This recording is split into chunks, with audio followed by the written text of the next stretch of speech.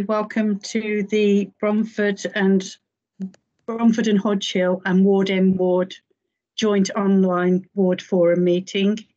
This is scheduled from 6:30 to 8:30 this evening. Just a few housekeeping rules. When people who want to speak, can you put into the chat, just put speak in the chat, and then if you want to ask a question, then I'll call people in turn as they ask questions. I'll call them in threes, and then whoever is responding to the questions can take them in threes. Can everyone keep their cameras and mics off unless they're speaking?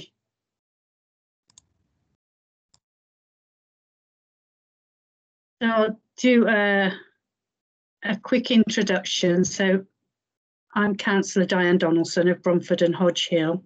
I have Councillor Majid Mahmood of Bromford and Hodge Hill Ward and Councillor Mohammed Iqlaq of Ward End Ward in attendance this evening. So the theme of this evening's meeting is law and order. We've got Sergeant Mark Hunter from the police in attendance. So we'll be discussing, we are waiting for other guests. I'm not sure if they're going to arrive from traffic enforcement, but Mark can answer probably all of your questions around law and order. And we have Dino Motti from Birmingham City Council, who's going to update us on the COVID situation and COVID regulations. Right, I just need to let you know that this is being live recorded, and a recording will be available for future reference. It will be on YouTube. Okay, so I've got somebody who's asking to speak here. I'm not sure who it is. Can we do a quick round of introductions, people who are in attendance? I'm PC, I'm not a sergeant, I'm a PC. PC Mark Hunter. I work on the Hodge Hill neighbourhood team out of Shard End Police Station. Thanks, Mark. And Dino? I am Dr. Dino Motti. I'm a public health registrar and I work for Birmingham City Council in the Public Health Division. Thank you, Dino. And we have a few residents in attendance. Sorry, Councillor, I just want to say I'm Luke Simon from the Waste Enforcement team as well. Oh, thank you, Luke. I wasn't sure. No worries. Mark couldn't attend. All right, thank you, Luke. He had a funeral to attend, but he's asked me to fill in. Right. Okay, so first of all, we'll get underway with a COVID update. And Dr. Dino Motti, if you could run us through the latest news on the COVID and the regulations, please. Absolutely. Thank you, Councillor Donaldson. As you might have seen also in the news, Birmingham is staying in Tier 3, and there are parts of the country that have been changing tiers, but the rates in Birmingham is such that there has been no change in regulations for our city. Birmingham COVID rates have been over the last few weeks steadily coming down, but a bit like in the rest of the country, we've seen a little bit of a plateau and in some cases an uptick in rates. So at the moment they stand at 195.8 per 100,000. In terms of the wards, I'm today speaking to Bromford and Hodge Hill and Ward End. In Bromford and Hodge Hill we see around and it's again quite steady, and the same in Ward End, though with 5 cases per day. Tier 3 rules, which have been with us now for quite a few weeks, are fundamentally focusing on maintaining what has been the guidance, which is hands, face and space, which means that we have to wash our hands regularly and for 20 seconds, 30 seconds to make sure that they're clean, that we should not touch our face with our hands, and when we are visiting a public space where indoor or when we are close, we have to get close to others because of practical restrictions, we have to wear face mask. And space, we have to keep 2 meters away from others. And in some cases we can get closer, but we have to wear a face mask in those rare cases. The regulations include a lot of limitations to businesses. I will not list them here. You probably already know what businesses are open and closed. But in terms of your own behavior, you must not meet socially indoors or in most outdoors places with anybody who you do not live with and who is not in your support bubble. This includes private gardens and outdoor venues. Most of them. There are some exceptions on the government website that you can consult. It's quite a detailed list, and I won't cover it here. In terms of socialization, you should not socialize in a group of more than 6 in outdoor space, including parks, beaches, countryside, and you should also not travel shouldn't do any unnecessary travel, which means that you should not travel outside of your area. You can continue to travel to venues and amenities which are open, but you should really reduce the number of trips that you do to those that are really necessary. There are some exceptions again. Whenever you need to travel and you have a need for work, education, youth services, or to receive medical treatment, obviously that's afforded, it's allowed. In terms of further advice, as you know, we are been allowed to have a Christmas bubble, which allows us to meet with to form a bubble for Christmas for the period of the festivities with 2 other households.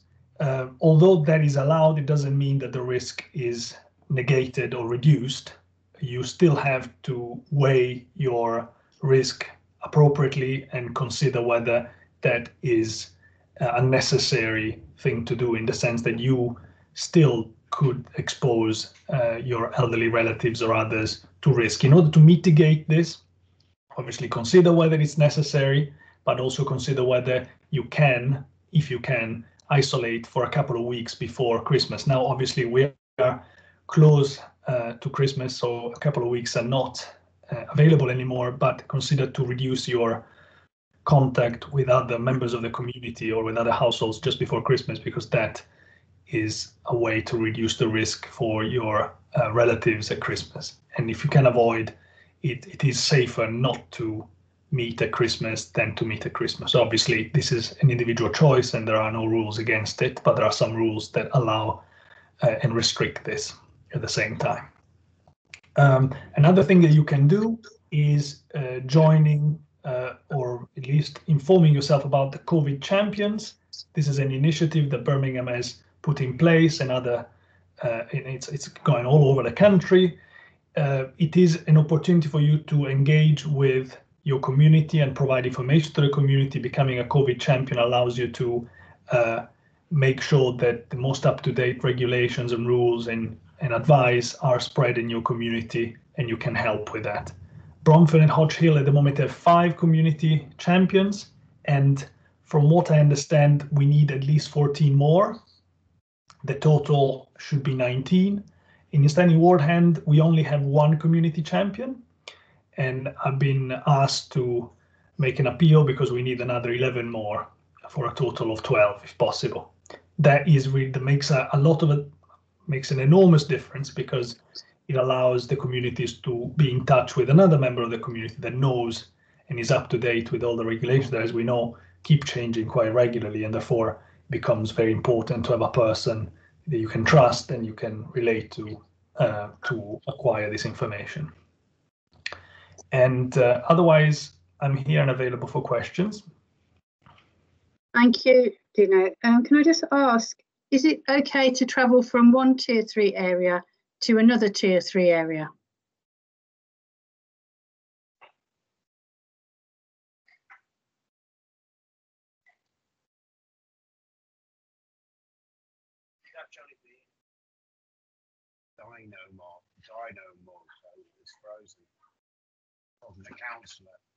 Hello. Hello. I think it's frozen, Chair. Do you know it's frozen? I think he's. Oh, he's back. Dino, are you with us? Dino, can you hear us? Sorry, there was a little bit of interference. Okay. In case you didn't catch the question. Hello. Hello. Hello. Can Hi, Diane. can everybody turn their mics off because it interferes with the bandwidth? If you could turn your mics and your cameras off. If you wish to speak, just put speak in the chat and then I'll call you to speak in turn. But at the moment, we've got Dr. Dino Motti who's presenting a COVID update, and we can ask questions now. Dino, I was just asking, is it possible to travel from one tier 3 area to another tier 3 area? As I was saying, sorry, I keep hearing a lot of chatter in the background. Yeah, can everybody turn their mics off, please?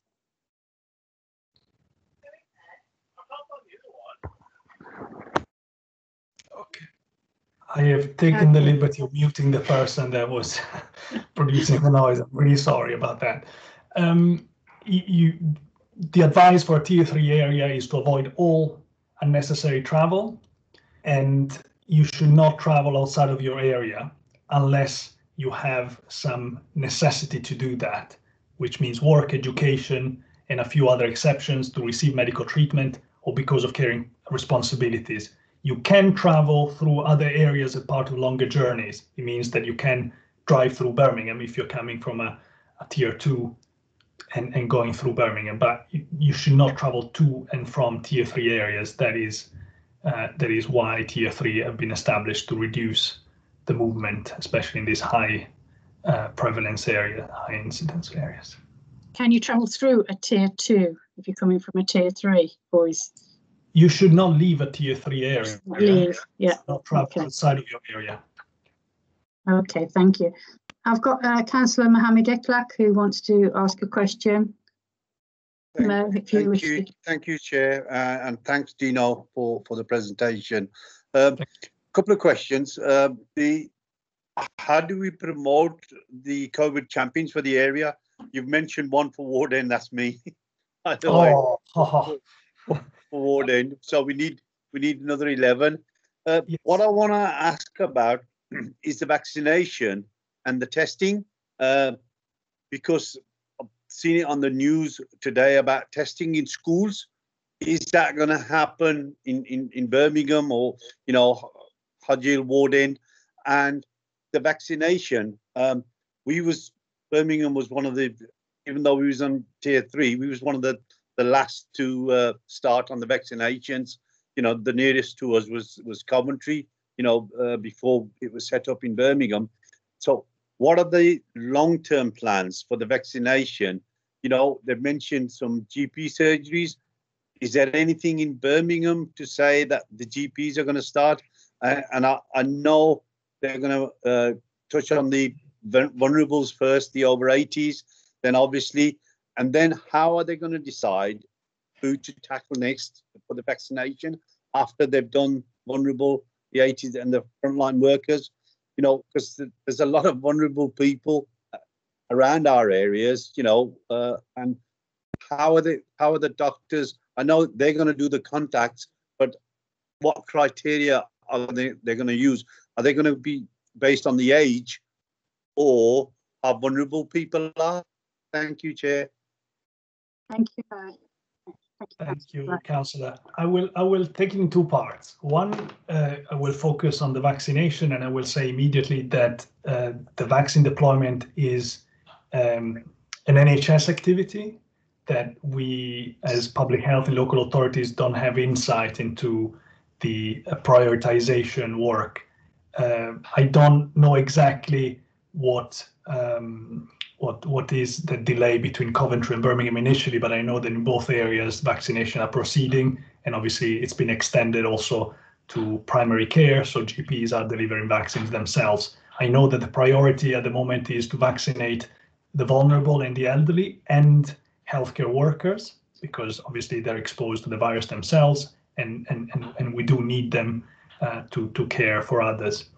In terms of what the next prioritization schedule will be exactly, I cannot confirm that. I don't have that data and that insight. I know that obviously it will be prioritized on need and benefit, which means making sure that the vaccine goes to those that are most at risk to from the virus, and that absolve functions like for healthcare workers or care and responsibility that are harder to replace and beneficial to the health of the population.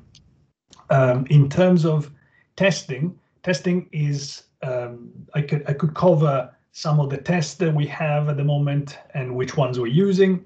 But as you say, there is an extension now, as far as I understand, is a national policy to schools. So this is the quick rapid testing, the lateral flow testing, as it's also called, which is a test for proteins, so for parts of the virus that one may have in their nose or throat. And it's a test that is developed very quickly, but it has a little bit of a more limited sensitivity, which means that it might not catch people that have the virus but are not infectious, or it might mean that it misses a few cases and it gives us a few false negatives. That said, it is a rapid test that nationally has been adopted in other settings, and it's useful to control positive cases, and if done repeatedly can help identify quite a few positive cases.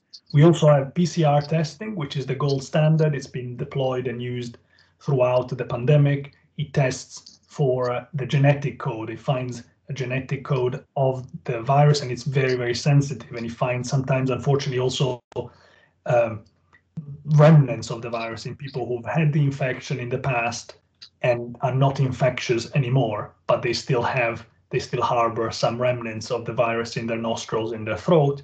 And that is why we tend not to advise people to get tested after they've had a positive test for the following 90 days. There are other kinds of tests that at the moment are not used for anything but surveillance, which test the immunity that the individual develops to the virus. These tests, as I said, are more useful to understand how many people over time have been exposed to the virus and understand, therefore, historically, what the spread of the virus has been in a community, but they're not very useful to diagnose a person of a live infection, because the immunity takes some time to develop, and also because the methodic itself is quite slow. It's not something that can be done rapidly like it happens with rapid flow testing. Thank you, Dina. Does anybody else want to ask a question? Yeah, can I just come back? Yes, because I did ask yes, about how do we promote COVID champions? Because I did ask that. Yeah. I should have said in 3 parts. I forgot the first. COVID champions at the moment, I would recommend to go on the website of the council and ask members of the community to join. I would use all channels and channels within the community that you deem the most appropriate to reach those that could volunteer, because it's a voluntary service, to help. I can share with you the link to the COVID champion page. Everybody can go by just Googling COVID champions Birmingham, and that is the first result that comes up on Google. But it is an activity which provides you with some training, regular meetings, and you become a referent for your community, and you can help the community be up to date and answer all the questions that you've been asking me, but with a little bit more time and a little bit more confidence, given that you know that person is a member of your community. Thank you. Mike McCartan, you've got a question? Mike, you've got your hand raised. Are you on mute?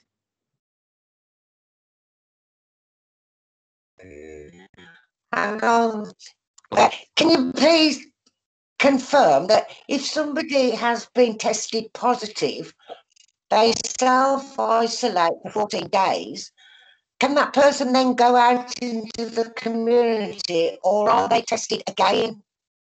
Because we've got a problem with ongoing situations with people that we seem to be getting the same people who've got it time again. Can you just clarify that they should be tested once they've self-isolated? Thank you, Chair.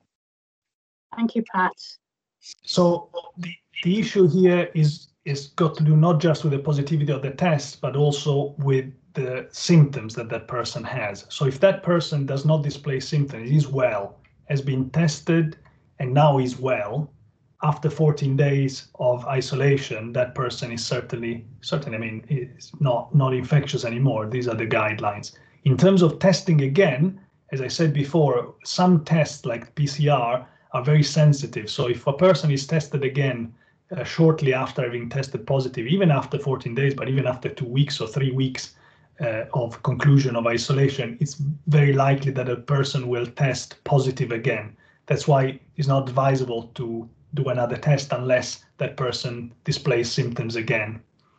And so if a person does not display symptoms and has concluded their isolation, that person is considered to be safe to finish the isolation and re-engage. But that doesn't mean that that person has to stop behaving by the rules, which include, as I said, hands, face, and space. So they still have to maintain social distancing, wear face covering when in indoor spaces and when close to others, and wash their hands regularly. Okay, Pat, thank you, Dr. Motti. Any more questions, Pat? Can you hear me? No, that's fine. That's Okay. absolutely fine. Thank you for that clarification. Thank you. Mahmood's got his hand up. Yeah, okay. Before I hand over to Councillor Majid Mahmood, can I just ask a question, Dr. Motti? Is all the vaccine, I know for one of the vaccines that it is non-porcine. Are all the vaccines non-porcine? I don't have insight into all the constituents of the vaccines. I know that this vaccine, the only one that at the moment is being distributed, to my knowledge, is non-porcine. But Yeah. again, I don't have insight into the entire constitution of this vaccine. Okay, thank you. And also the other ones. I mean, there are several vaccines around the world that have been developed, and some that are closer to licensing, and I don't have insight into their actual constituents in terms of ingredients or process. I've been informed of the constituents of the Pfizer vaccine, and that's non-porcine, but I'm still waiting. That is my understanding as well. Yes. Yeah. Okay. Thank you, Dr. Motti. I'll hand over to my colleague now, Councillor Majid Mahmood. Majid, right. Thanks, Diane, and thank you, Dino, for the presentation. Bromford, I mean, just in terms of COVID champions, I think I should be given some sort of badge of honour because I've recruited 11 champions across the city, including 2 in Bromford and Hodge Ward. Just think if you can take that back to Justin to let him know that. It's quite easy to recruit. I mean, you need to speak to people, but they need to have some time on their hands. They get lots of emails, lots of text messages, and there's a number of very, very useful seminars. So I would encourage anyone who is here today from the public to get the link. If we can actually, if Bev, if you can post a link onto the chat for people to sign up as COVID champion, that would be really useful. In Bromford Hodge Ward, we did have a difficulty. It was a challenge, not a difficulty, a challenge a few weeks back where we had the number 2 highest rate of positive cases in the city, and again that's primarily on the back of the fact that we've got so many schools, large schools, in both Ward End and Bromford Hodge, such as Hodge Primary. It's got 120 children each year group, and same as Ward End, where you've got 120 in each year group. And I think a third of the cases are, they can be traced back to schools. So that has been quite a challenge. We've got multi-generational households living in the ward, and a lot of the people that live in Bromford and Hodge Hill are working in the public sector. So a lot of them work in the schools, in NHS, and taxi drivers, hackney carriage drivers, so they are in the front line. A lot of them are business people as well, who've got businesses on the Alamock Road, on the Ladypool Road, Stratford Road. Again, they come into contact. So as far as I'm concerned, we're quite blessed to have a number of heroes in and around Bromford and Hodge. But people are taking heed of the advice. I'm not going to knock anyone. People are genuinely trying to do their best. They're limiting any travelling that they have to do. they're making sure they take precautions, and whenever you're on, whenever you go to Tesco, Fox and Goose, which are the two main shopping precincts in the two wards, people do tend to wear masks. And obviously people, if they've got a medical condition or a physical condition, they don't have to wear the mask. So I don't think people should jump to conclusions if they see people not wearing masks. The self-isolating period, I think it was mentioned previously, I think that's come down to 10 days now from 14. So if people have to self-isolate, and I think tomorrow there will be a ruling in terms of the going back to school for secondary schools. I think it's going to be extended, so it won't be your 4th, 5th or 6th of January. It's more than likely it's going to be the 12th or 13th. If Dino could just update us on that. The other thing that I needed updating on, Dino, was that we had a conversation with Justin 2 weeks ago. I think it was 2 weeks ago, myself and Dan, about bringing in mass testing in a venue in Bromford and Hodge because of the number of positive cases we had. We did mention that some of the schools have got large car parks and they will be able to facilitate the lateral flow testing. If we can have an update on that. We need some information around the myths around the vaccines, because we're getting lots of, there's lots of misinformation on social media. Everyone seems to think social media is king these days. It can be in certain instances, but at certain instances it can be very, very dangerous as well. But there's lots of conspiracy theories on social media. So if we can have some information, something in verbal today and something potentially if you can write to us, and we can cascade that onto people within our areas. Businesses are struggling, and they're not getting as much support as they should have been getting. But I have got some questions for the police in the next agenda item, because this is more or less about law and order today, around if there's been any breaches of COVID from businesses and if any have been penalised. Thank you, Chair. Thank you, Majid. So I'll take a few points in order. In terms of mass testing, you probably discussed it with the Director of Public Health. I don't have insight on exactly what is being planned, but I do know that across the city there is being the steady ramping up of testing and with lateral flow. And now I understand we are exploring the possibility of deploying a spoke model, which indeed, as you say, will be located across the city in different parts of the city to reach those areas that benefited most. But I would have to discuss with the DPH exactly to understand what the progress is on that specific issue about your area. In terms of myth busting, there are, as you say, a large variety of myths and conspiracies on social media.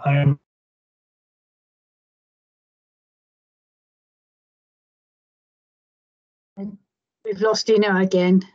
Just while we're waiting for him to come back, I've just got a couple of comments in the chat. Mr. Ali he says he's signed up as a guest, signed up as a COVID champion. So that's excellent.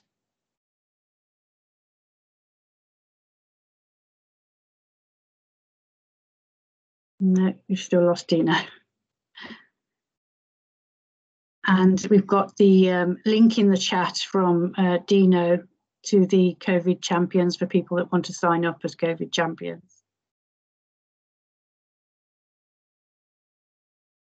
While we're waiting, do we have any more questions for Dino if he comes back? I've got my hand up if you were watching. Sorry. Who's that? Sorry. Mohammed. Mohammed Aklak, yeah. So can you put it in the chat, because it's difficult to keep track. So can you just put speak in the chat if you want to ask a question? You want me to do that now as well? No. Is it okay for me not to ask? Everybody shows up on my screen, you see, so if I don't see you, I might miss you. So if people can put speak in the chat, then I'm aware of everybody who's asked a question, and I can get to them in the order they ask the questions.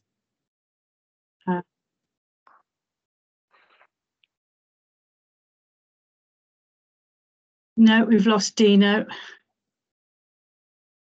Have we seen chat come up now?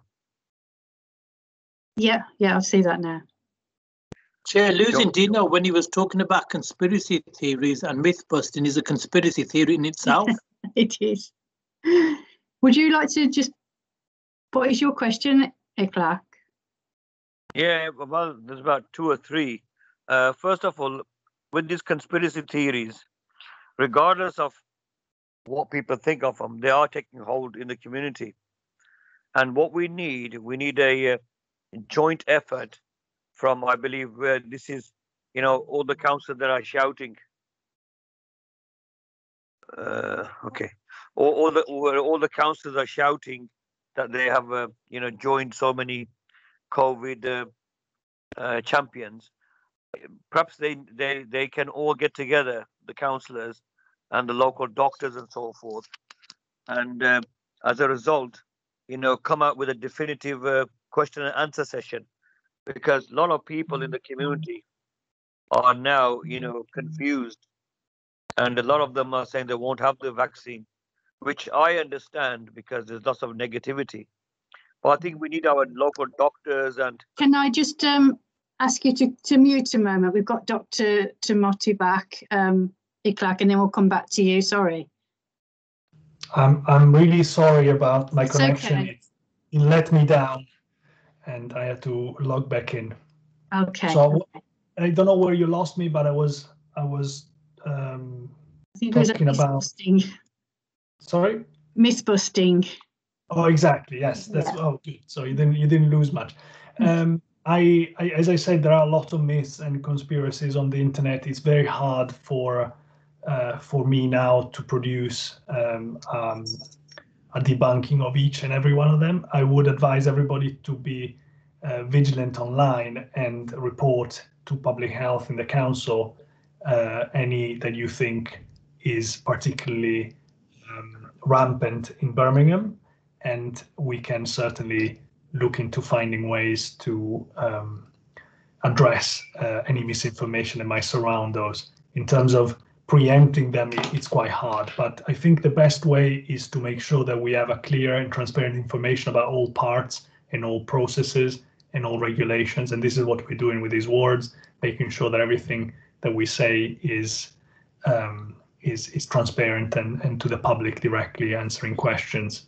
So I'm very happy to answer any specific one at the moment, but I cannot preempt them all.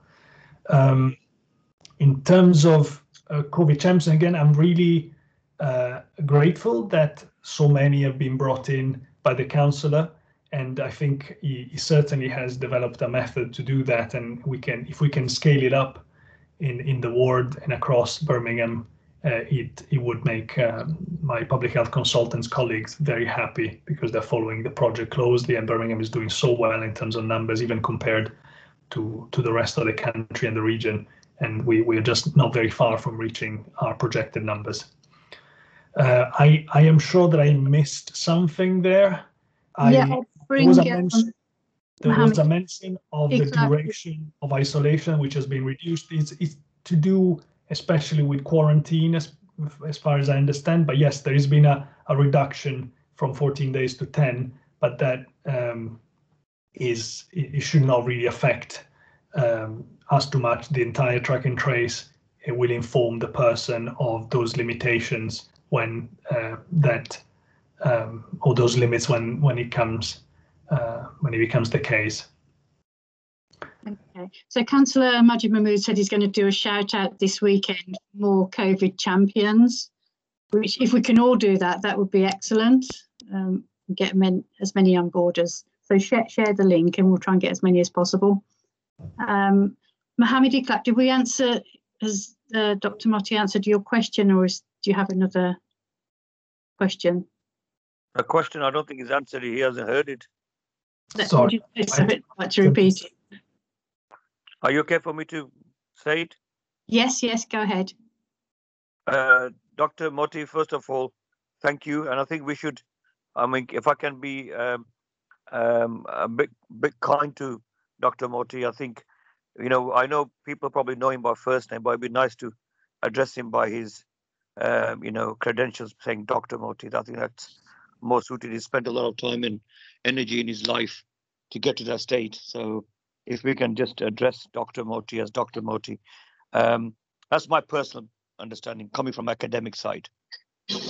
Doctor, my question is, we have a lot of problem in the community, and I'm probably one of those who was slightly skeptical, not in the sense that I didn't believe it existed, but I was trying to rationalize what was reality and what was not reality. I think what we need a proper approach to the myths. The local GPs need to be involved, and the local councillors need to be involved. And if we're having a rollout, perhaps we can get the local councillors and the GPs inoculated first. I know they might not need it in terms of age-wise, but to give confidence to the community, we need some sort of reassurance, because what's been happening so far is the people who are these idiots on YouTube and WhatsApp, they've taken over the whole game. And I've had so many arguments with people saying that, you don't know the person, but your GP, your friend, your uncle, your auntie, they've all had this. I've gone through this myself as well, Dr. Moti, so I know what it's like. It's a horrible illness. And, thank God, I've pulled out. But I can only say that, whoever gets it, God give them health, because it's a really bad illness. I mean, at the moment, my father-in-law is seriously ill back home. And I know how it is. And, no matter what conspiracy theory people believe in, the illness is there. People are dying, and it's really happening. And what I felt, what we could never get is get to people take it seriously. And I think that's why we've had so many deaths. I was hoping that people would have, in the community, like the councillors and the ones that are respected, and, people look up to them, they would have gone out to hospitals and made personal videos to say, look, this is our ward, this is what's happening, I'm there, this is live. The hospitals are not killing off these patients. There's been a lot of negative information, and it's very easy to get sucked into that, because the same information travels viral, a bit like the virus, to be honest. So I would ask Dr. Moti, please, can we look at getting a kind of a group together in all areas of the respected people, perhaps get them inoculated first. We should trust the vaccine, and then hopefully after that, I think Diane probably could join that inoculation. I'm happy to do that, because I'm volunteering at Heartlands Hospital, so I'd love to have the vaccine as soon as possible. And live and you when it comes to needles, but I'll do it. But psychologically, Dr. Moti, it gives a big boost to people to know, look, people have got confidence in it, because at the moment, believe me, 95% people don't have confidence. No matter what we say on this group, I can shout out as much as I want. People don't have the confidence, and it is scary. And if we don't get this under wraps, I mean, if we had a proper 2-week lockdown, this illness would have finished. And the government has been so stupid in letting people coming from Europe when we should have stopped them. And even now, the schools, Dr. Moti, how can we have schools open when all this is happening? So the virus is spreading. So I'll just end it there. Thank you, Diane, for giving me the opportunity, and thank you for Dr. Moti. Thank you for your comments. Being my guest.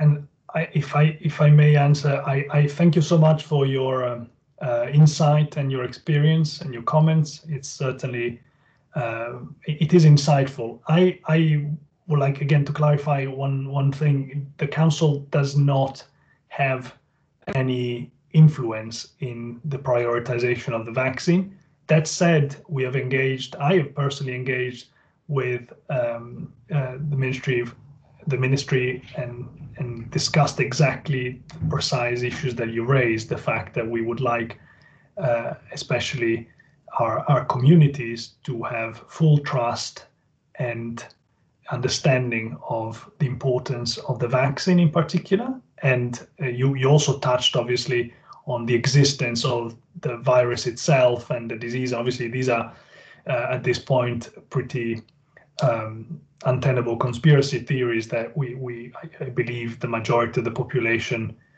do not believe in anymore. But it is very important, given that social media has this enormous power of spreading narratives that are not based in fact, but they prey on the complicated and difficult situation that many of us are living through, given the pandemic and its impact on economics and work and our ability to move around and to meet others. It's very important to highlight the fact that there is indeed a risk that a good thing like the vaccine, which will help us to get out and see the light at the end of the tunnel may be hampered by misinformation.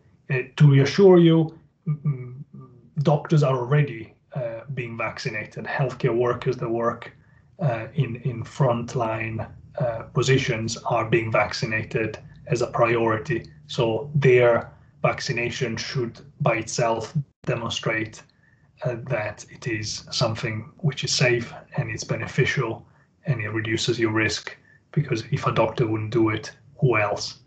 That said, the priority list is not something that we can modify. We can obviously discuss it, but it's down to the NHS to decide and to prioritize in this respect. Thank you, Dr. Marty. Are volunteers at the hospitals, are they in line for vaccines? Have you heard anything? I'm not sure 100%, but I would expect that they are, in the sense that they would be classed as healthcare workers. I would contact your trust and ask them whether there is a list and how to be put in that list. I'm not a frontline healthcare worker, so at the moment I am not in that list, in the sense that I public health at the moment I do not see patients, so I am not. But it might change. I am, as you all, waiting to hear more from the NHS to understand exactly what the prioritization guidelines are. Okay. Marty, I've got a question from Bash Mahmood here. It said, would carers caring for the vulnerable parents and those with underlying health conditions be given this vaccine, and would they be entitled to? From what I understand, depending on which carers we're talking about, yes, in the sense that in a nursing home, the staff of a nursing home and the residents of nursing homes would be entitled to a vaccine. In terms of informal carers, I don't have information about that exactly. I would have to go back and find out precisely whether there is a provision in that respect. Because there are carers who care for vulnerable relatives at home, but they are formal carers. So it would be interesting to find out when they would be, when the vaccine would be available to them. I've got Councillor Majid Mahmood who's asked to speak. Have we got any more questions for Dr. Motti after Councillor Majid Mahmood? Majid? Yeah, thanks, Chair. Can I just give a welcome to all our esteemed guests who don't actually reside in Warden and Bromford and Hodge. It's good to see that our agenda items attract people from outside of our two wards. So thank you for attending, and thank you for all the information that they're passing. Just to let everyone know, on the 8th of December, I did actually email Dr. Justin Varney, who is the Director of Public Health, volunteering my services to be vaccinated, not wanting to jump the queue, but in order to alleviate the concerns of the community, because a number of people are making a lot of noise on social media saying, why are the politicians not being vaccinated first? You know, if it's safe, they should be vaccinated. Unfortunately, the response I got was that the City Council itself is not involved in the vaccine distribution or administration, and this is managed by the NHS, and they are tightly controlling the comms on this as it rolls out. But Dr. Justin Varney did say that he would pass on my thoughts, and also the Cabinet Member for Health and Social Care, Councillor Paulette Hampton's thoughts, that perhaps that, you know, if councillors or other people who are involved in the community would want to have the vaccine in order to alleviate the concerns of residents, then to see if that would be possible. The other thing I wanted to mention is, if you sign up as a COVID champion, tomorrow morning, 10:30, there's a webinar, a Zoom webinar with Inspector Wayne Carter around the enforcement of COVID-19 breaches in the city. I think that would be really useful if people were to sign up and they can attend that webinar. Thank you, Chair. Thank you, Majid. I've got a statement here. Well, it's not a question, I think it's a statement. Unfortunately, we've seen a rise in anti-lockdown protests across the country, which has only added to the fear scaremongering, with the COVID being labelled as a plandemic, scamdemic, which has also seen lots of things in relation to the Agenda 2030, Bill Gates, depopulation, cashless society, tracking, vaccinations, 5G, etc., all of which have been added fuel to the fire in the community. And that was from Shabraz Ahmed. Thank you, Shabraz, for your comments. Is there anything that you'd like to add?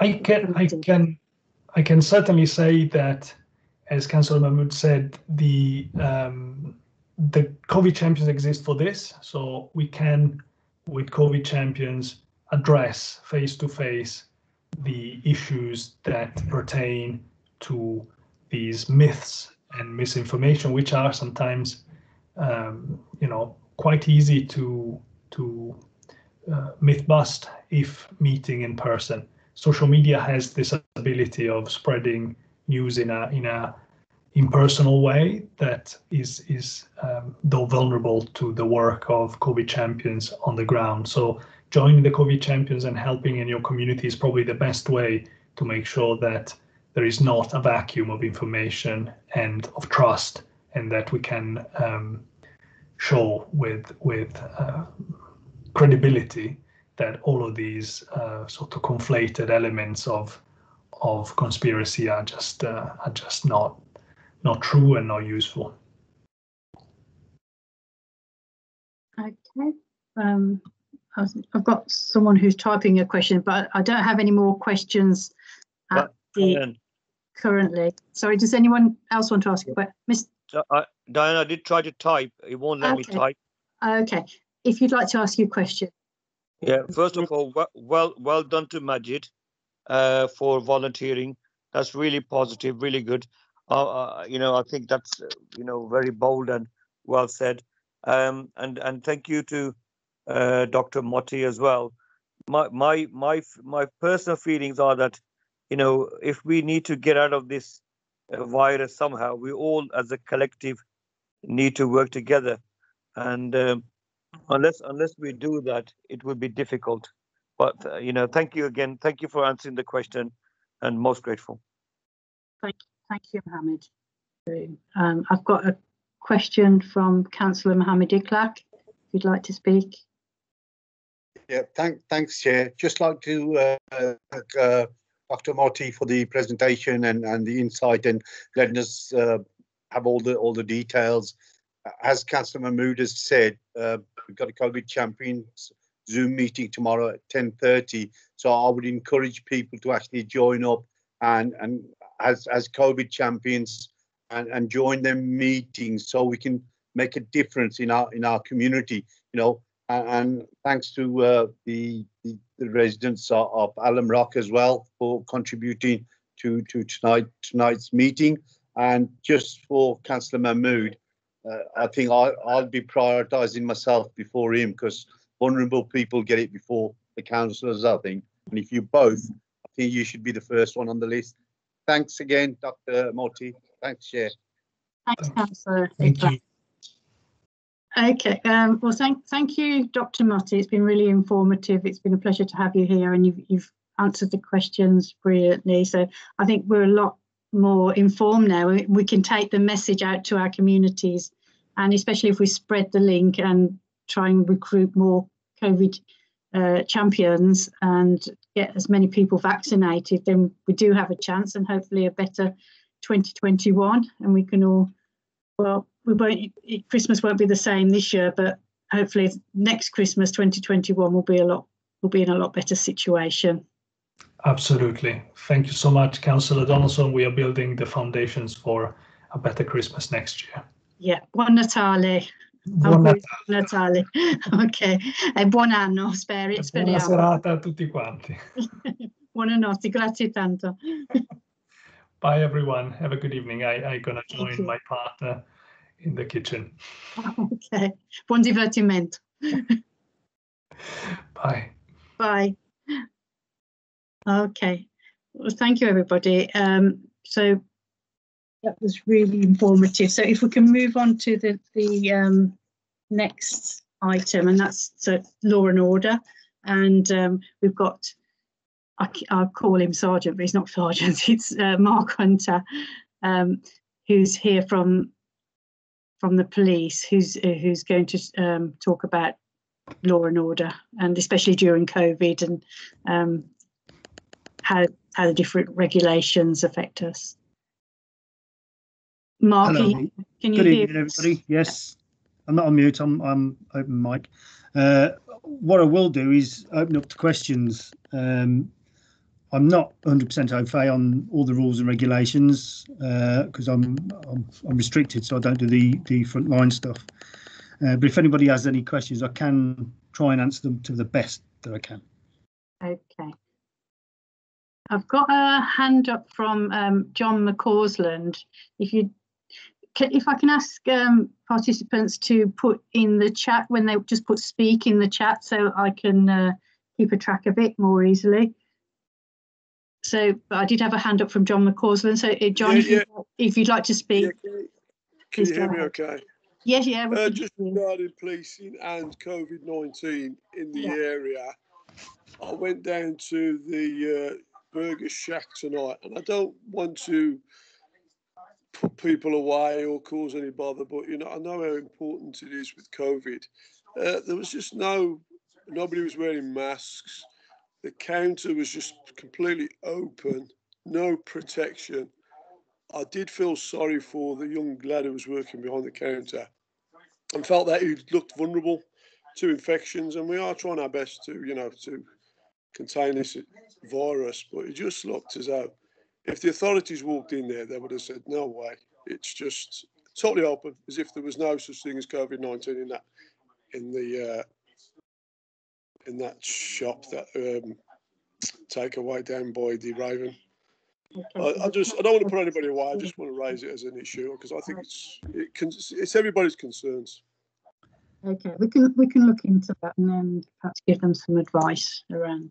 Yeah, in relation to that, I think that's everywhere. It doesn't matter where you go, you'll find people that, as previously spoken, don't believe in COVID, think it's all a big conspiracy and all the rest of it, or just don't care.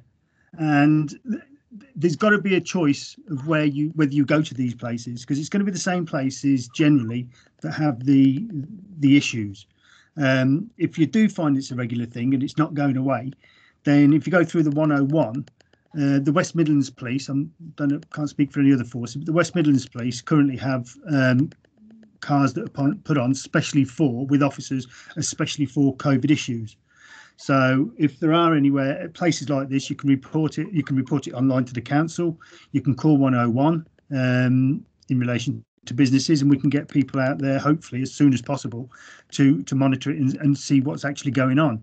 But as I say, you can also do it through the council. Anything business-wise can be reported on the council website for COVID issues as well, and that will also be looked into.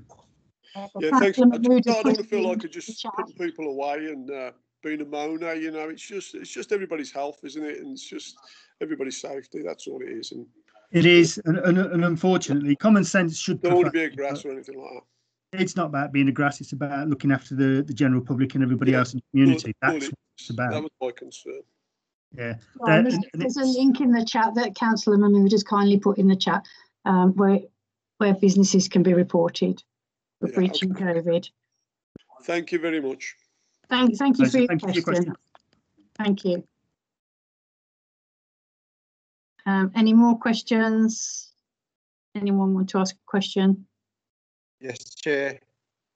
Councillor Clark. Thank you. Thanks, Mark, for coming down. Just a bit of a concern about the hotspots, not just for COVID, but antisocial behaviour around our wards, and the public protection order, which is still into effect in Fox and Goose. It only goes up to Mickleover Road, but you'll find that most of the complaints are Washwood Heath Road and Twyford Road. There's major concerns on Twyford Road on everything COVID, rule breakage, antisocial behaviour, drug dealing, fly tipping, all in that one spot, and also onto the Washwood Heath Road.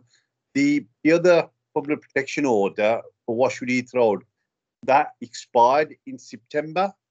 Yeah. So how do we get, because that one, even the PCSOs weren't aware that they got the two mixed up. They thought it was just by Fox and Goose. So even the PCSO weren't aware of the public protection order, which was on Washwood Heath Road. And we've got loads of issues outside Paddy Power as well. The one for that bottom end of Washwood Heath Road by Paddy Power, etc. That was a Washwood Heath initiative. That wasn't a Hodge Hill. So we kind of just fell into that remit because it came across the Washwood Heath Road up to, as you say, McClover. So we could utilise it. The issue we have there is numbers. Predominantly, you're only ever going to get your neighbourhood team down there on anything like a regular basis. And you probably throw in a couple of, maybe three officers down there. And when you're talking about 30, 40, 50 people outside, it's very difficult to manage that without going the way we normally do, which is we engage, we educate, and we ask people to move on without escalating into something else.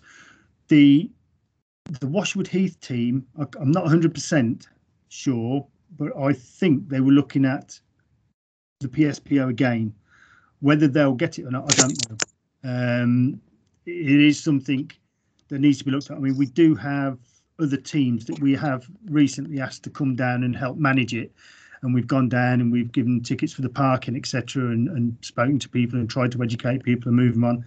But it is very difficult. We've also tried to get a lead from the community who will be the mediary between us and the rest of the community down that area.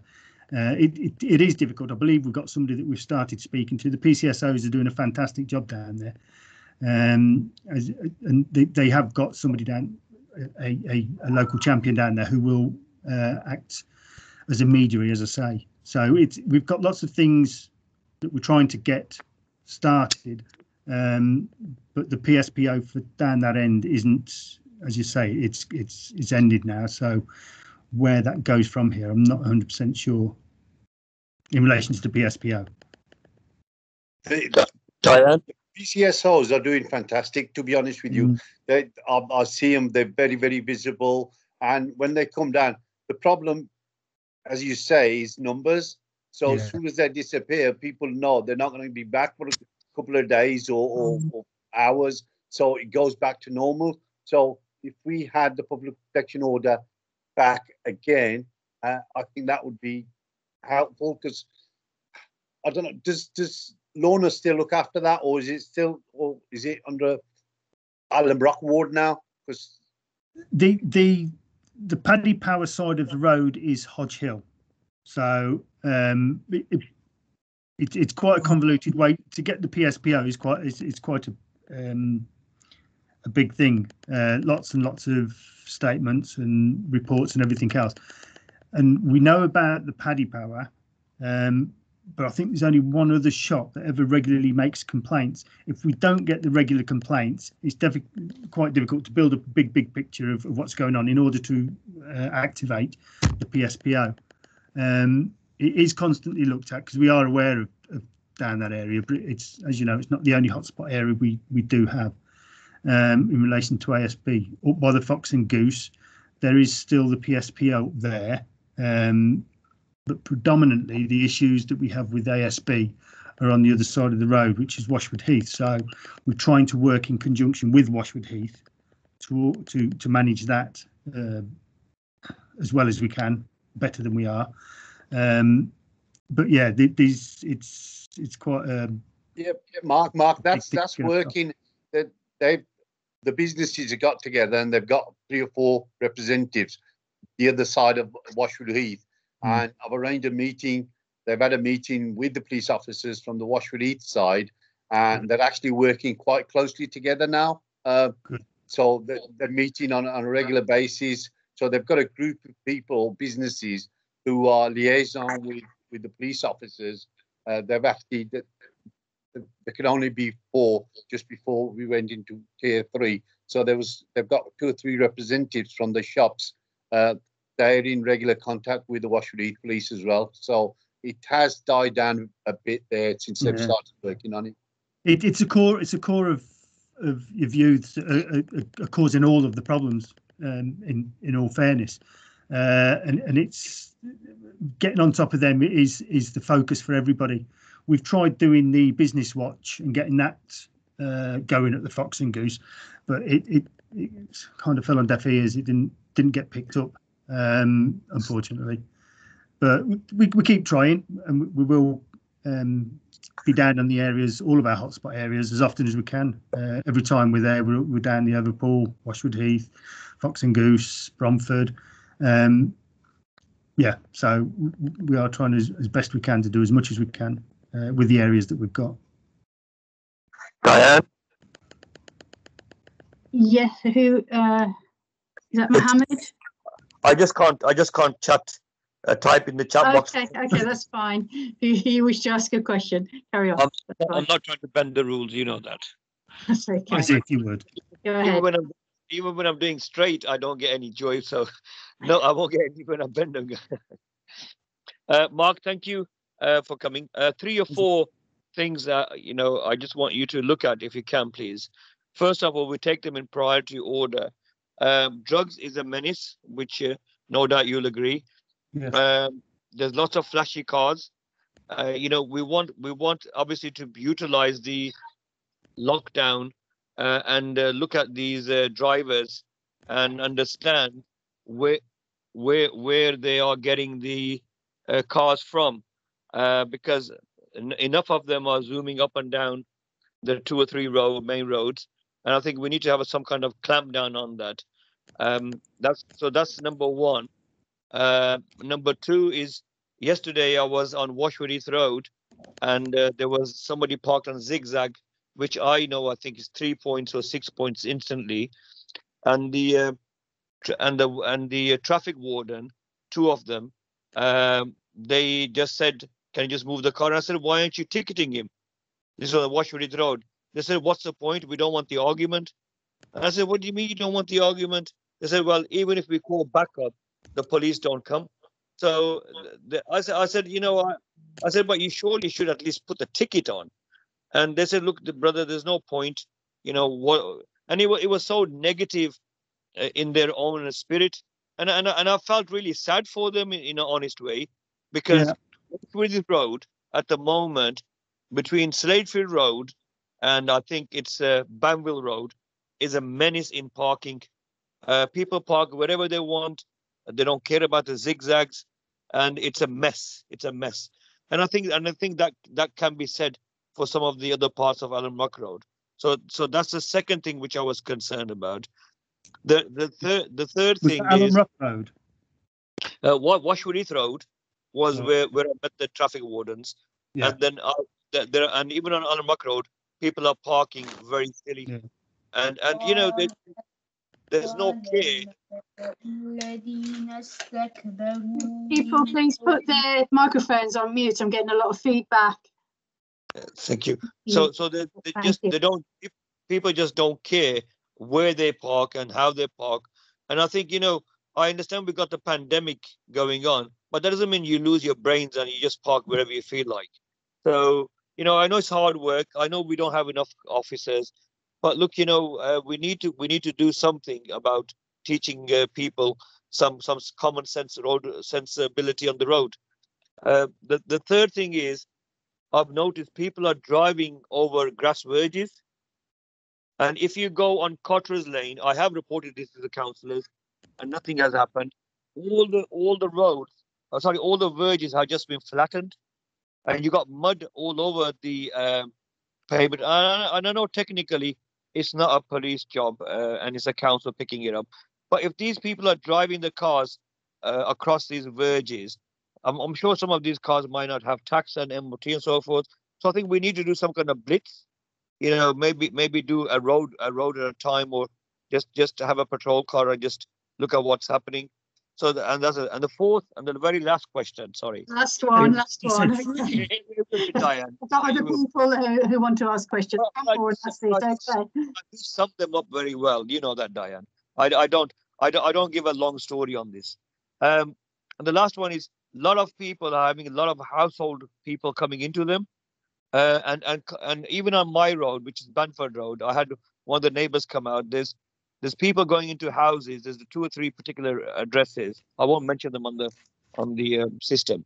And you got like 30, 40 people going into the houses regularly. And there just seems to be no sense of. We were talking about COVID before, and we had Dr. Motti and 6 people maximum from different households. I'm sure these 40 people don't live in that house, and they just seem to be the same houses. So maybe we can get something like that. Or I know he's put something on, but whether the police can give us some kind of guideline. So where would we report these in anonymously, as opposed to having our windows broken in? Yeah, I do fully understand that, and I'll start off with number 1. Yeah, drugs is the big issue. A lot of the vehicles that people are driving around in nowadays, that they're all these hire vehicles, so which you can get, which make them quite affordable. So because we do ask the same questions ourselves, and we stop as many as we can, and most of these vehicles are completely legitimate. There's no offences that we can look at, etc., etc. So it is quite difficult to find a reason to stop them and do anything about it. But yes, we are aware, and drugs, as you say, is a huge issue within the area, and we are doing as much as we can with the intelligence and everything else that we get to try and combat it. But as you know, it's not just Mr. Jones from down the road that's doing it. There's a hell of a lot of people that are involved in drugs one way or another, be it using, selling, etc. So that's a massive ongoing thing for the whole of the force. It's not just for any one area, and it needs looking at. It's not something we're going to take our eye off, and we will continually look to combat that. Number 2, the Washwood, the traffic on the Washwood Heath Road, the parking, etc. Yeah, we get as you know, the PCSOs get down there as often as we can, and they do a lot of ticketing. They have to do a lot around the schools as well.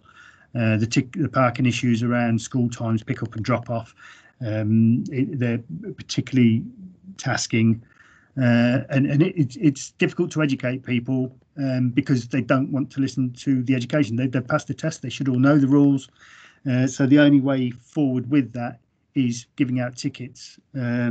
So we try and do that as often as we can. I'll put that again forward to Lorna, and hopefully we'll get some more work around that. The grass verges, yeah, it's a difficult one, that, because if we tried to monitor every single grass verge that got drove on, we'd be looking at every single grass verge in Birmingham.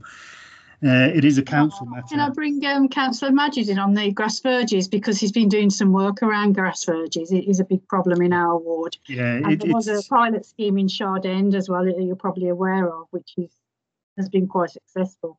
But Majid had some other proposals around it.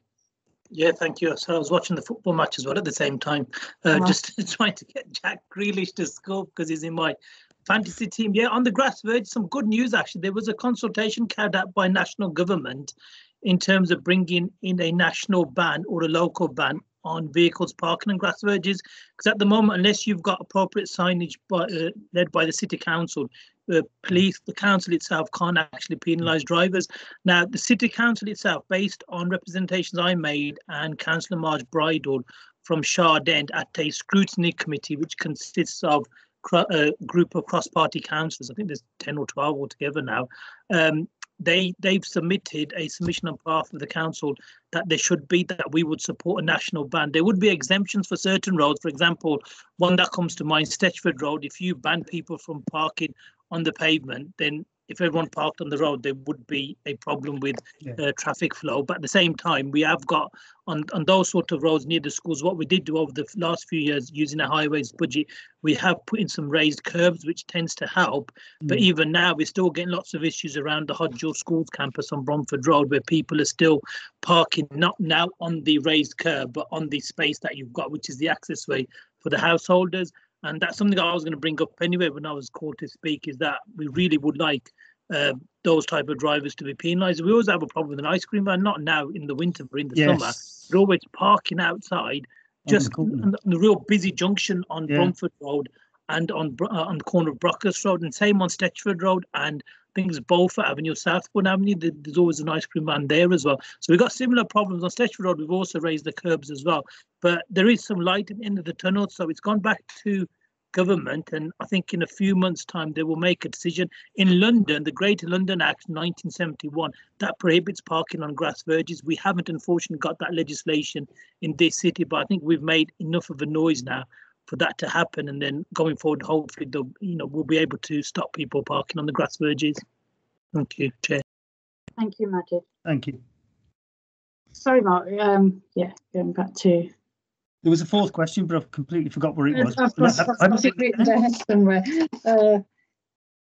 Households, 30 or 40 people going into breaking COVID regulations. Yeah, as I said earlier, the West Mids, we have officers specifically put on throughout certain hours of the day to deal with COVID issues. So the car will go out and depending on what they find when they get there, deal with it. It is a difficult one. 101 or the web for the West Mids Police and report it, and then hopefully somebody can get out as soon as possible. If you're talking large crowds, then if you go through 101, I'm sure that they will make sure that somebody gets there. Again, we're on that tier thing. It will depend what else is going on as to whether people get to it or not, or how quickly somebody gets there. Somebody will always get there. If there's a COVID car on, if they're not dealing with something else, they'll be shot straight across. So the best course of action is just report it. If it happens regularly, the more you report it, the bigger picture there is, and the more likelihood there is that this is the fourth time this has been reported. Get somebody there. So you know what I mean. So if we're not getting there, I would encourage people just to report via live chat. I think that's been really live chats. It's fantastic. It's the quickest way as well. Yeah, it works much faster than 101. Yeah, 101's a nightmare. We have to use it ourselves, and it can take quite a while to get through because they're so busy. But the web chat is a lot quicker on the website. Okay, thank you. And I've got a question of Shariful Haque from Ryman Road. He says there's been a number of car catalytic converter robberies and also house burglaries. It says it seems to be increasing in Hodge Hill ward. What is being done? Yeah, I mean, all of these, as these incidents come through, they're all highlighted and then they're given to the local neighbourhood team and to high volume crime, etc. So it seems that there's a team going around and they hit certain areas and then they move on. We are aware of them. We do get details of vehicles that come through from time to time. I can't tell you the full ins and outs of it because I haven't followed it up myself. But we are aware that this offending is growing in stature throughout the West Mids. It's not just our area; it's other areas too.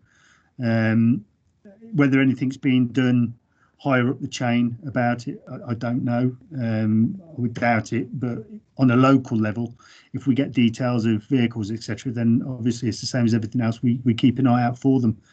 The neighbourhood team, as you know, doesn't work in the evenings. It works through till 11 o'clock in the evening. So anything that goes on after that is predominantly dealt with by the response. And if a call comes in, they will get to them as quickly as possible. But I couldn't say any more than that in relation to those. If we do get information, intelligence, etc., naming people, then we will build that intelligence and try and do a job around the intelligence that comes in. But people like this, the burglars, the people who do the catalytic converters, they predominantly hit an area for a short while and then they move to another area. So gleaning that evidence can sometimes be a bit frustrating and difficult. But once we do get something, then we're up and running. Okay, thank you. I'd urge everyone to report it, and when they do report it, get a log number because it flags up as as a hotspot. We did have a spate of the catalytic converter robberies on Bromford not too long ago. So they move around. Yeah. That's me. Yeah, Mahdik, yeah, if you'd like to speak. Two things on catalytic converters. I mean, there's no real way to protect your car from that. I mean, if it was going to get nicked, you could probably put a steering lock on it or something like that. But you can't really protect catalytic converter because underneath it. Where are these guys selling this stuff? Is it possible to, at least stop them from buying or doing a raid on them as opposed to, finding these? Yeah. Again, this for the police. This is going to be down to intelligence coming to the police as to where we need to look. It's going to be scrap yards somewhere. I don't know whether you can sell catalytic converters. I think there's something in the catalytic converter that they're after, rather than the unit itself. Yes, cadmium. Is that a metal, a precious metal or something? Yeah, it's precious metal that they have to strip it down to get the precious metal. So it's finding out the scrap yards that are managing that side of it for them. We can't. I'm sure the intelligence officers could really do a bit of a soup, and just go on the internet and say, who is anybody that wants to buy cat? Set up a kind of a dummy run. Put an ad up or something like that. I'm sure the people who want to buy them will home into on that. I mean, there must be some intelligence to work like that. We don't. I don't know whether we have got an intelligence unit that does that. I very much doubt it. I think it's a new phenomenon in the area. It's yeah. All sorts of stolen items get sold on eBay and the other areas such as that. Predominantly, we find out when something's found on there to be stolen, then we start picking it up from that point, chasing it round, trying to find the person that's doing it, whoever they are, without any information whatsoever. It's a very difficult thing for us to deal with. Okay. Councillor Mahmood says it's platinum, rhodium and palladium metals. All right. Mr. Ali, did you want to ask a question? I did, yes. Evening, everyone. Good evening. Evening. Thank you. Thank you, Mark. My point was more around something that's topical at the moment, around HMOs and exempt accommodation. They seem to have really exploded over the last 12 to 18 months, a spike of more than 40%. And most of these are dotted around the inner city areas as well. Yeah. And they're really a blight, and they are eroding the fabric of our society. And as one of your colleagues, Inspector Abid, said, there's a direct link between the number of HMOs that are being licensed or not, or springing up, and the increase in crime. And the crime is antisocial behaviour, increase in drugs, alcohol. I mean, we know the different types of crime. And I suppose from your point of view, what are you doing in order to sort of speak to the landlords or to the individuals that are concerned, and what sort of positive action you are taking in order to make sure that these people that are vulnerable and need support are receiving that support? Again, it's another difficult one because not all of these premises need to be registered or have any kind of. It's a difficult place to manage. As and when we do find a HMO, there's the neighbourhood anyway. We have an officer who will go out and pay visits. Predominantly, the people in them don't want to talk to us, won't tell us anything, and then finding the owners of the properties a bit of a nightmare at times, and then getting hold of them and speaking to them and finding out if they've got any arrangements as to conditions that they need to keep by. The bigger ones we're quite good with, and we visit them regularly, and we try to get details of everybody that's in there to find out the risk of whoever is there. But as I say, as you've quite rightly pointed out, there's so many of them that they just pop up. It's a 3-bedroom house. There's all of a sudden a 4 or 5-bedroom house with lots of people in there. You have no idea who they are. We've got one, Councillor, you're quite aware of this one, where it sprung up, and the people that were living there ended up smoking a lot of cannabis. Now, unless you've got somebody there 24/7 monitoring that, it's very difficult to manage that in any real way. We got in with the management of the place, and we came to some agreements. The council got involved as well, and that seems to have resolved itself. It's not an overnight thing. It's a very intensive it's a long piece of work. We've been successful in Bromford and Hodge Hill. We've had quite a few now, and usually it's the residents who live in the area. They come to the councillors, and then we get the police and we get the private rented services sector involved, and it's a joint piece of work. But liaising with the operators, we usually have a good outcome. Yeah. So as long as you get hold of those, then generally we can work it quite well with them. But it's that initial finding out who they are, what's going on, and then moving on from that point. Okay, can I just bring in Councillor Mahmood? I think he wants to say something on HMOs.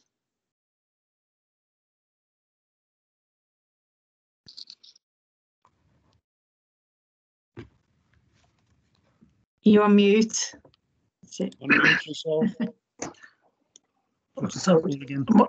Am I on now? Sorry. You're on, yeah. Yeah, I mean, HMOs, myself and Diane, we will object to any planning application for a HMO.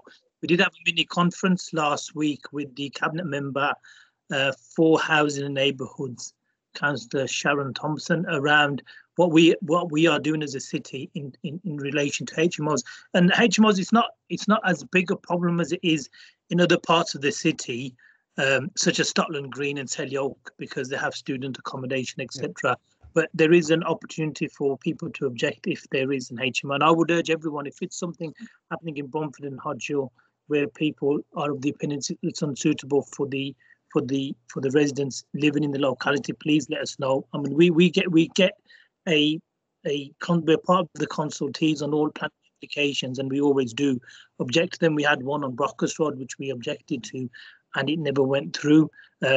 So again, just help us and we'll help you. Just in terms of the other things that have been raised, Chair, I was going to come in afterwards, but now you've called me. Around the school parking, we're getting so many problems around the Hodge Hill School campus and Colborne Primary School on Stetchford Road. We've done everything we could as councillors. We've installed pedestrian guardrails, we've raised curbs, but still the problems there. And I was really pleased that the sergeant for Hodge Hill, Lorna, she said that there was going to be a zero tolerance approach to people who are illegally parking and being inconsiderate. I'm just wondering if we have any statistics, perhaps not at this meeting, but going forward, on how many drivers have actually been penalised for illegally and inconsiderately parking on whether it's the zigzags or whether it's pavements or blocking people's access ways, or in the part of the road which is dangerous to school children.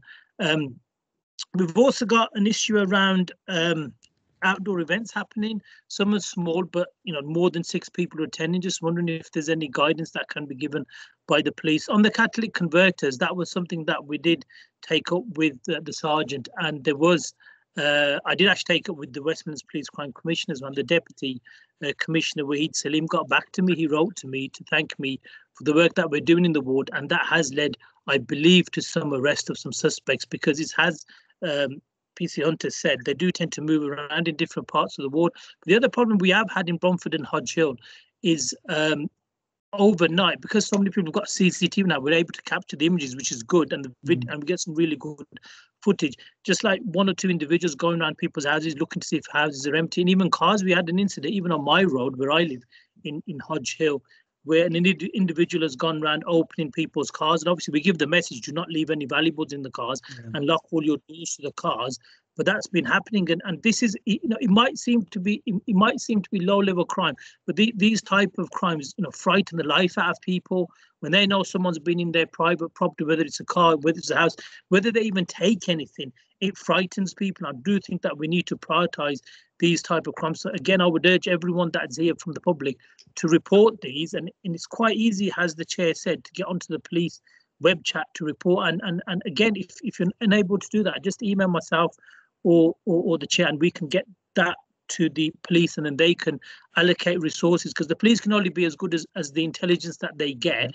The more we give them, the more work that they can do on our behalf. In terms of Tesco, I think it's been raised by Mutasar Mahmood in the chat.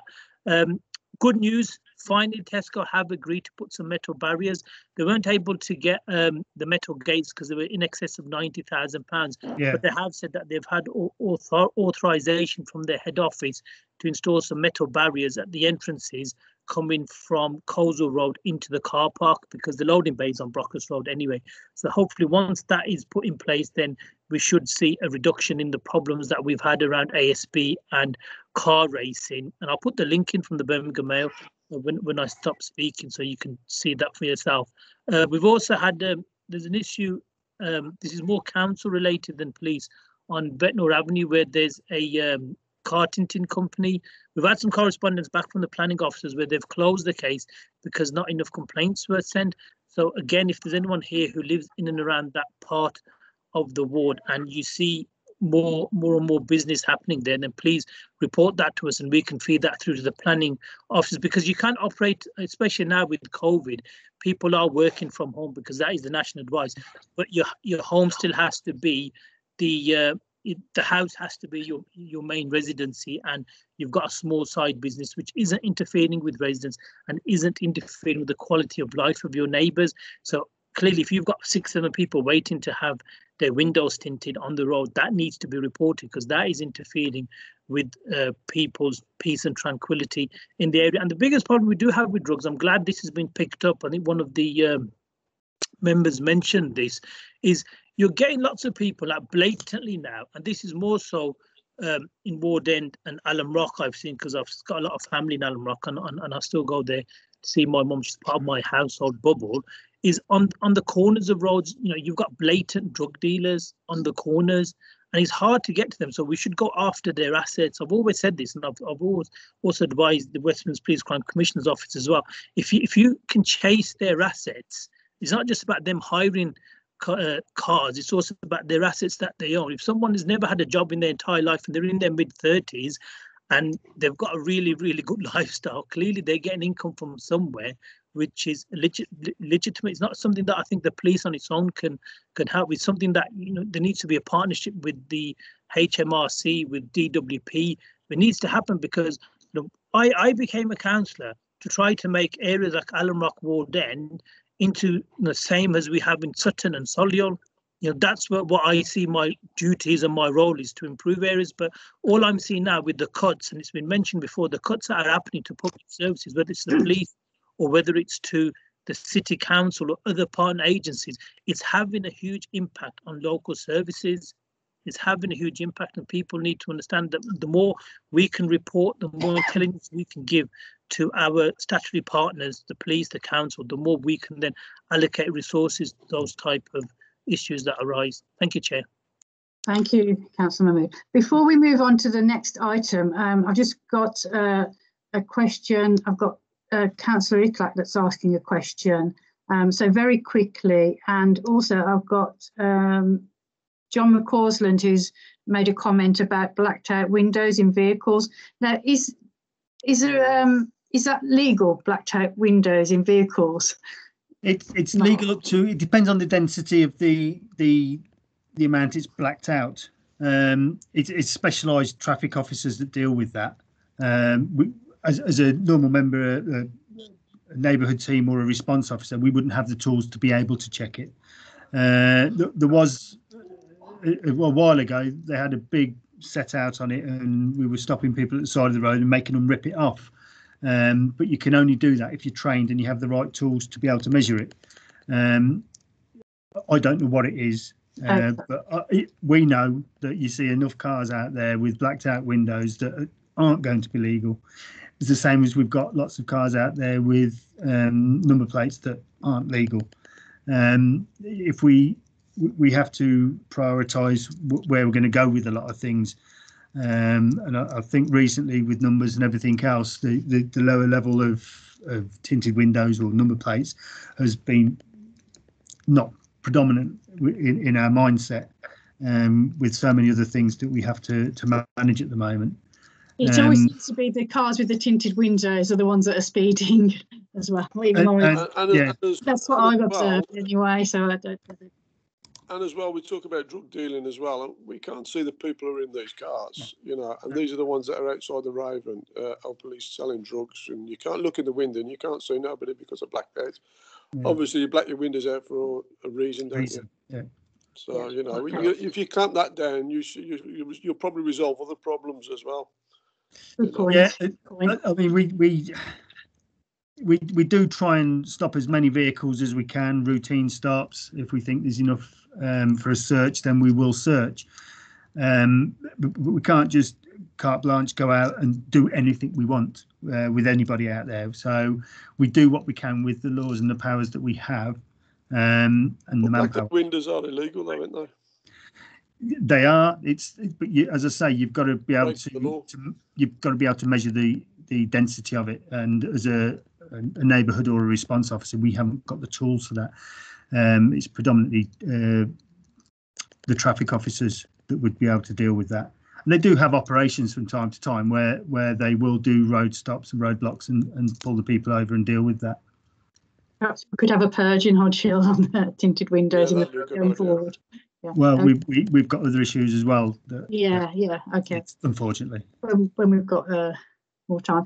Moving on now, I'll give the last speaker, Councillor Mohammed Iqlaq. You wanted to ask a question, and then Mark. We've kept Mark long enough this evening. It's his day off. He's kindly come in on his day off. Okay. So last question to. Thank you, Chair. I'll be very, very quick and very brief, as Councillor Mahmood has already covered the drug side of it on the corner of streets and roads. A lot of it in Ward End as well. And the other point about parking around the schools, just like to add, I don't know whether Zahir Akbar is still on here. He's done some fantastic work on Warren Road, on Lee School, on controlling the traffic and asking the parents to actually move and get the traffic wardens on there as well. So, thanks to him and thanks to the activists who do a lot of work for the community other than the police. And once again, thanks to Mark Parkland for tonight, giving up your time and answering the questions. So once again, thank you very much, Mark. It's a pleasure. There's certainly no issue. I mean, the power of the community is huge, and respect when you go up and speak to people and ask them. Just educate. A lot of it is educating and letting them understand the difficulties around parking in the wrong place and the issues it will cause. And if members of the public can do that and it's respected and people don't kick back from it, then that's fine. What we don't need is because some parents they even shout back at us and they're not interested in taking tickets, etc. So it can be a very difficult situation. The only other thing I wanted to mention was in relation to the number of tickets that we hand out for inconsiderate parking, etc. There's not really any way we'd be able to measure that because we go out and it's individuals. The individual keeps their tickets, they send the tickets off and it goes to the central ticket office. And predominantly that's the last we see of them. We do go out and we do quite a few, as long as we've got the availability of the officers and PCSOs to go out and do that. But as I say, they do go out and try and manage as many schools as they can on a daily basis. Excellent. Okay, thank you, Mark. That's been really helpful. And thank you for coming in on your day off. We do really appreciate it. Okay. So, yeah. So we'll let you go now. Enjoy the rest of your evening, and thanks for answering all the questions. My pleasure. Absolutely wonderful. Thank you very much to everybody. Thank you. Bye-bye. Stay safe. Yeah. Bye. Happy Christmas. And you. Bye-bye now. Bye. Thank you. Okay, thank you. So we'll move on to the next item. Diane, I think there was one of the members of the public, Sam Mahmood, had his hand up. Sorry, I missed that one. I think it was Sam Mahmood. I can't see it. Hello, can I speak? Yes, speak. Basically, my concern is about the kids being kidnapped in Warden area. I mean, a few kids have been gone missing, and a couple of days later, that they're back safe in their homes. I mean, that's another issue to be raised. Yeah, we've just because we've got another speaker now. We've moved on to waste enforcement. So we haven't got the police officer here now to answer questions around that. But if you want to message us about that, then we can look into that further. But I've got another speaker now lined up. So for some reason I couldn't message that to you, so that's why I've put it. I've raised it like this. So I'm not good at the team itself. Yeah. So if you make notes and then forward that, we'll get back to you on that. Sorry? The other thing I want to say is, the Stitchford Road where the school, Colborne School is, I mean, the driving on that road is very, very dangerous. I mean, people ain't even stopping, looking. There's some parents who just try to make shortcuts instead of going to traffic lights. Sometimes children, they do the same. I mean, obviously there's a school, and after school there's a mosque.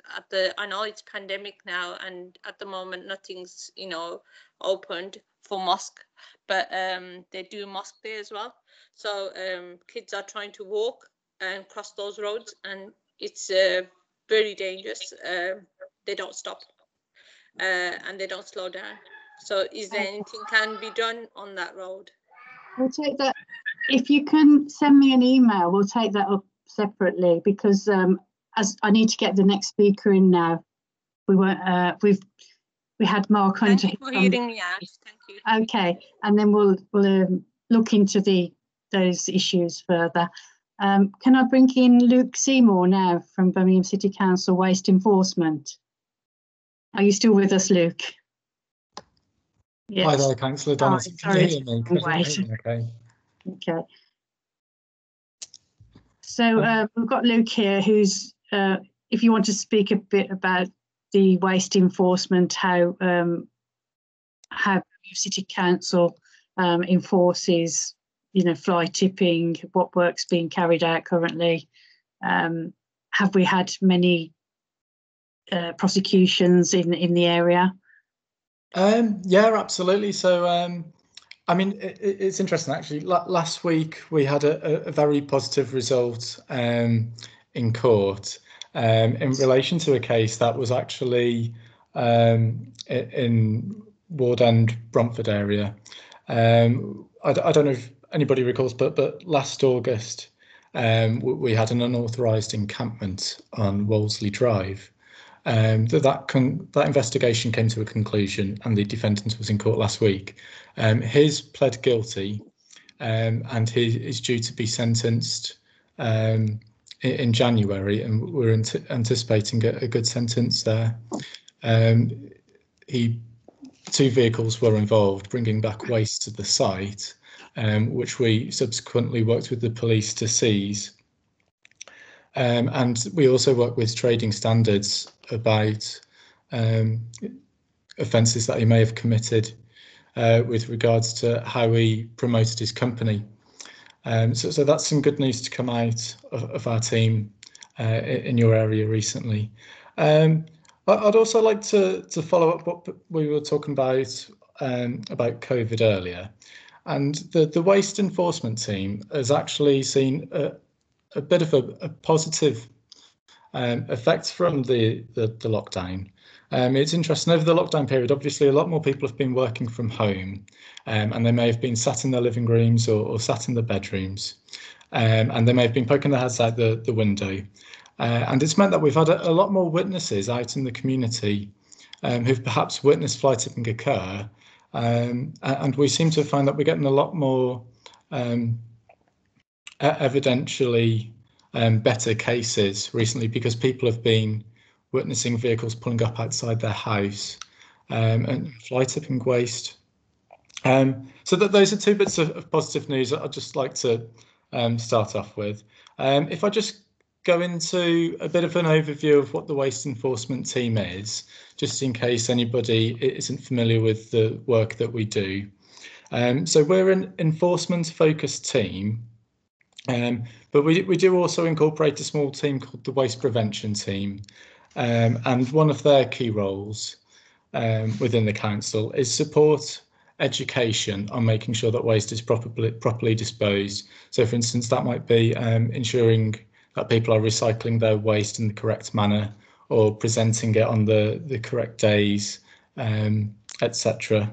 And one of the other things that the waste prevention team do are conduct what are called environmental quality surveys, and those generate reports which help waste management and the waste enforcement team direct our resources to ensure that we're hitting the worst afflicted areas of the city that experience fly tipping and other environmental crimes such as graffiti. Now, the primary objectives of the waste enforcement team are to focus on fly tipping, predominantly the serious cases where perhaps they're from vehicles or where they're large-scale dumps. And our second primary focus is on ensuring that businesses across the city are compliant at disposing of their trade waste in the correct manner. So that might be, that they've got proper contracts in place, so that they have bins in the shop to put their rubbish in, rather than walking out and throwing it onto the street, which can cause many problems. One of the ways that we investigate fly tipping, and it's one of the most important ways, is through receiving reports from the community.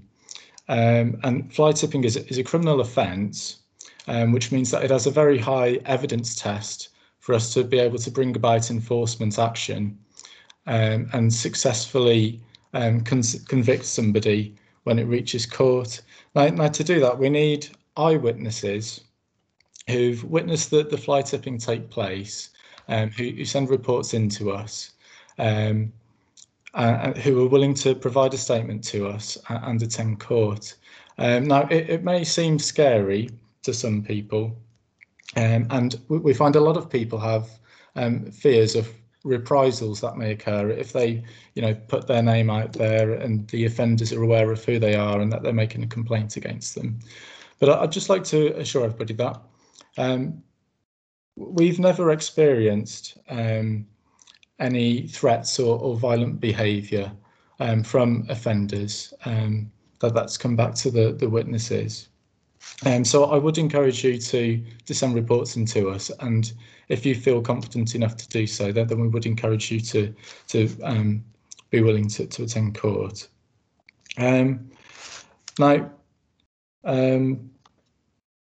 another one of the key bits of work that we do is, as I said, the business inspections. So we have a small team within the waste enforcement unit who on a regular basis will go out and inspect premises around the city, and they regularly go out and issue what are called duty of care notices, which essentially require businesses to provide copies of their waste contracts to them. And I had a quick look at the most recent report before I attended the meeting, and I found in the last year, in the other from 2019 to 2020, we went out and we visited approximately 3,300 businesses and inspected their waste arrangements. So that's been very successful. And as a result of that, we've been able to issue 211 fixed penalty notices for breaches of that inspection, and each one of those fixed penalty notices would be £300.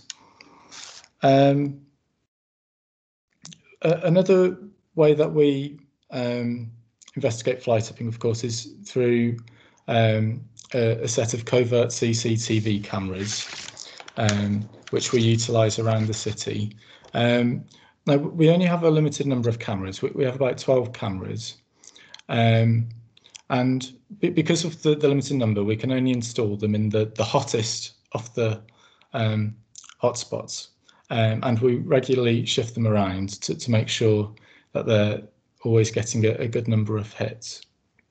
Now, the cameras that we use are very heavily regulated because it's classified as covert surveillance, which ultimately means that to be able to install a camera into a location, which is a request that we receive often from members of the public, we need to make an application to the court to be able to put that camera there. And when we go to the court and try to obtain that warrant, they will have a number of considerations that they need to make. So they need to consider that whether it's proportional, to the offences that are happening in that area. So, for instance, that they'll be looking at the number of times that the location is being afflicted by fly tipping, the number of incidents. They'll be looking at the scale of the deposits that are happening at that location. So, for instance, if it was just people walking past and throwing a crisp packet on the floor, they might not consider that proportionate to warrant putting a camera there. Another one of the considerations that the court needs to make is the intrusion that the cameras can have into the private lives of residents. So that would mean in residential areas, it's much more difficult to install a camera, as when we go to court to obtain the warrant, the court will consider whether the cameras overlook people's properties, and potentially we could be monitoring who's going into and out of their properties. I think hopefully that's covered everything, so I'll welcome any questions, which I'm sure there are many. Thanks, Luke. That's really good. I've got a question. I've got Mo Arif who's asking. He wants to ask a question. Would you like, Mo? Are you there?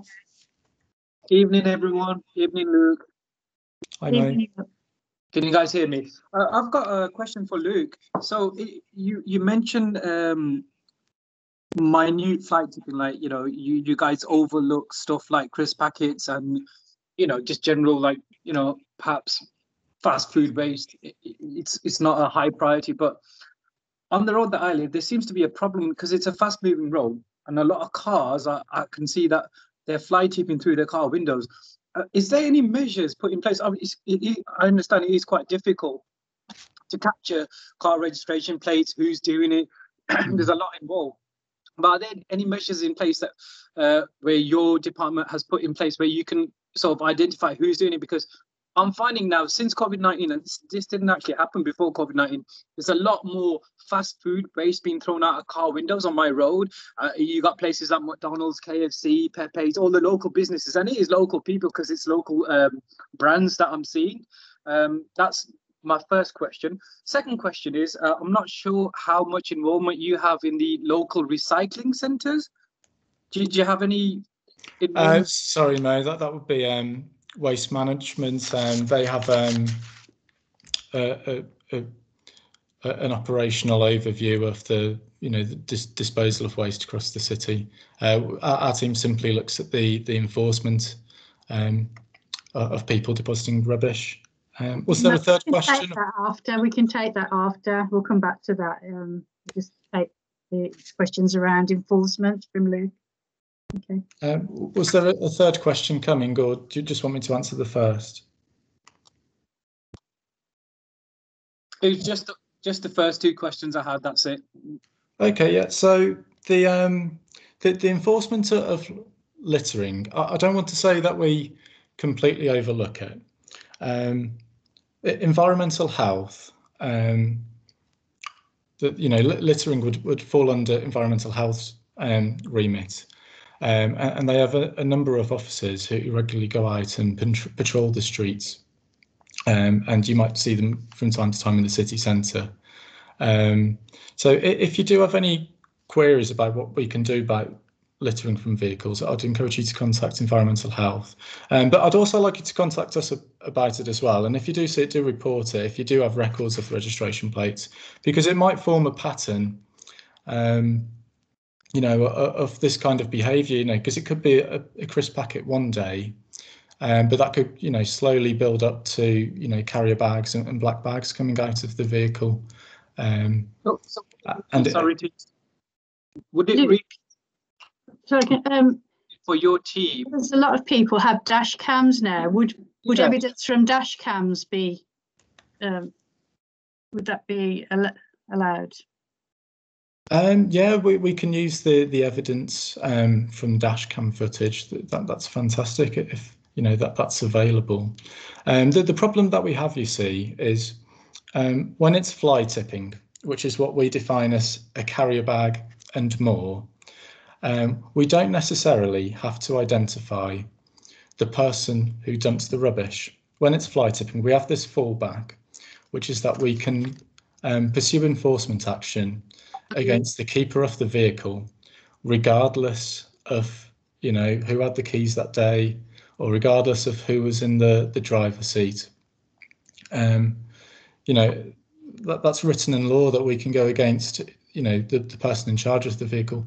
When it comes to littering, unfortunately, our powers are more limited. And what we would typically do is if we report if we receive a littering report, we'd process that information and we would log it onto our intelligence databases, but we would then pass it to the environmental health team, who may be able to look into it further. Sorry, but it is quite difficult though. I mean, I've got a decent CCTV setup where I can actually pick up, you know, a fair amount of car registration plates, but because it's a fast-paced road, cars are moving very, very fast at the same time. You're not always going to catch the registration plate, so it's a bit of a difficult one, isn't it? You know, you got cars that are you know, traveling or moving at a fast pace, littering, and I was just wondering if there is anything in place. Is there anything else that we could do other than take registration plates? Because, you know, are there any road signs that you can put up? Perhaps, you know, we live in a modern era where there's so much tech available. You know, perhaps just advertisements saying like keep your litter in the car or anything along those lines. I mean, it's something that we've never considered before, I've got to admit, but it's certainly something that we can look into. And, you know, when I go back into the office tomorrow, I can have a chat with my operations manager, Martin, about it. And so, you know, this is a suggestion that we've had come in through this meeting and see what his thoughts are. I know in Quinton, we have installed a sign on the side of the road, which says something along the lines of, you know, do not fly tip here. And then underneath that it says, you know, somebody fly tipped rubbish here on this date, and they've now been fined, you know, this amount. So it's something that's certainly been looked at from that angle before, where we've used previous you know, cases to warn people of the consequences that can happen if you fly tip from your vehicle. And we have some of these signs in Bromford and Hodge Hill, please. Yeah, but it's interesting. That is just a one-off sign that I've seen driving around. And yeah, I've seen that one in Quinton. Yeah, it's a good one, isn't it? And it's very large, and you know, you don't miss it when you drive past it. Obviously, someone fined 23,000 plus £4,000 costs in Bromford and Hodge Hill recently. Yeah, so that's right. That would be good to put up on a sign. Yeah, and it was it's bright yellow, isn't it? I know we have a number of signs that have been recently installed as well, where I think it says something along the lines of "Don't be a tosser," you know, do not fly tip your rubbish here. But I don't think we've ever looked at it from an angle before, where perhaps we're looking to target the signs towards drivers who are perhaps fly tipping from their vehicles. Because I mean, I drive into work down the Coventry Road, and you know, I look down the central carriageway, and there's always, you know, McDonald's wrappers and drinks and cans of pop and things that are on the grass verge, and it's a real shame. Okay, well, I'm worried we've only got a short period of time left. So I've got Councillor Mahmood who's asking to speak. So Majid, if you'd like to come in. Yes, yeah, thank you, Chair, and thank you, Luke, for the comprehensive report around the work of waste enforcement. We're quite blessed in the Hodge area. We've got a number of community groups who carry out a lot of litter picking and spend a lot of volunteering time helping the city and our street cleansers. Like there's, for example, Hodge Residents Group Fairs and Bromford together, Allen Rock Community Forum, who are quite active across the region, Ward End Forum, and a few other volunteers. Over the last few weeks, and I've mentioned this in full council and in licensing, there has been an increase in littering of masks and other PPE, such as gloves, and I did ask for resources to be allocated to prosecute individuals, because waste enforcement teams do a brilliant job in prosecuting those who are throwing cigarettes in the city centre, but we do need to do some more work around stopping people from throwing masks. That's not something that people can pick up. 12 CCTV is not enough, and I've said this for a number of years now. It's something that myself, Diana, and no Councillor Clark, we will be lobbying for more CCTV because it is required across the city. But we also have taken into account the new GDPR rulings that have come through the regulation. The residents always ask us, can you have a CCTV?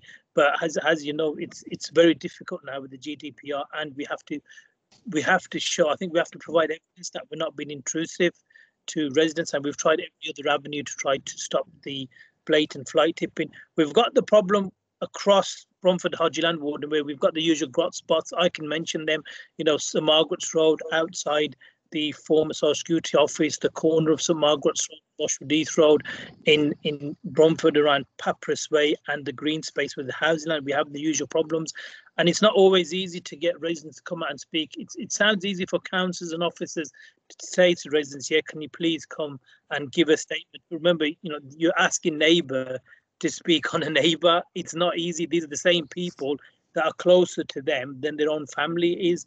So it's not going to be easy. But what really needs to happen, there needs to be more education and ask people.